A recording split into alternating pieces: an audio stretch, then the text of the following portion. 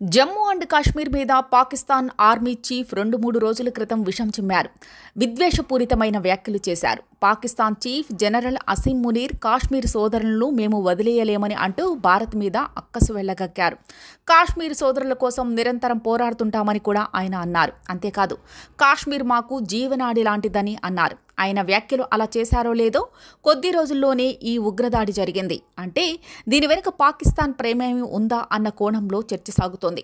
మరోవైపు చూస్తే లష్కరే తోయిబా అన్న ఉగ్ర సంస్థకు అనుబంధ సంస్థ అయిన ది రెసిస్టెంట్ ఫ్రంట్ టీఆర్ఎఫ్ ఈ ఉగ్రదాడిని తామే చేశామని ప్రకటించింది.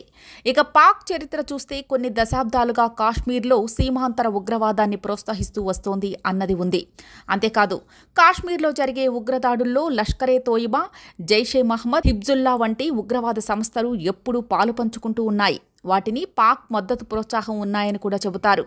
ఇక పాక్ ఆక్రమిత కాశ్మీర్ అంతటా కూడా పాకిస్తాన్ అయితే ఏకంగా ఉగ్రవాద శిబిరాలనే పెద్ద ఎత్తున నిర్వహిస్తోంది అన్న ఆరోపణలు ఉన్నాయి.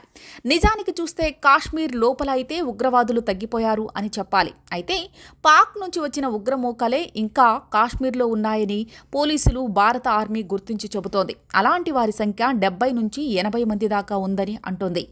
వారంతా అదును చూసి పాకిస్తాన్ బార్డర్ దాటి, అడవులు, కొండలు దాటి మరీ కాశ్మీర్లోకి ప్రవేశించారు అని అంటున్నారు. వీరు సరైన సమయం కోసం చూస్తున్నారని, అలా వారు వేసిన ప్లాన్లో భాగమే ఈ ఉగ్రదాడి అని అంటున్నారు. ఇదిలా ఉంటే పహల్గామ్లో జరిగిన ఉగ్రదాడిలో భారతదేశస్థులతో పాటు ఇజ్రాయిల్, ఇటలీ దేశాలకు చెందిన టూరిస్టులు కూడా మరణించారని అంటున్నారు. ఏదేమైనా మొత్తం భారతదేశాన్ని కుదిపేసే ఉగ్రదాడిగా దీన్ని చూస్తున్నారు. ఈ దాడికి ధీటైన జవాబు భారత్ చెప్పాలన్న డిమాండ్ కూడా వస్తోంది. భారత్లో కాశ్మీర్ అంతర్భాగం అని ప్రకటించాక కూడా ఇంకా మా సోదరులు అంటూ పాక్ ఆర్మీ రెచ్చగొట్టే ప్రకటనలు చేయడంతో పాటు ఈ విధంగా మళ్లీ సీమాంతర ఉగ్రవాదాన్ని ప్రోత్సహిస్తోంది అని అంటున్నారు.